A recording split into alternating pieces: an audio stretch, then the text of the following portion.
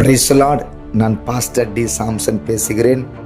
எங்களது இயேசு அற்புத சபையில் இந்த மாதம் 25ஆம் தேதி 6வது மாதம் 2025 புதன்கிழமை மாலை 6:30 மணி அளவில் அமாவாசை விடுதலை கூட்டம் நடைபெறுகிறது.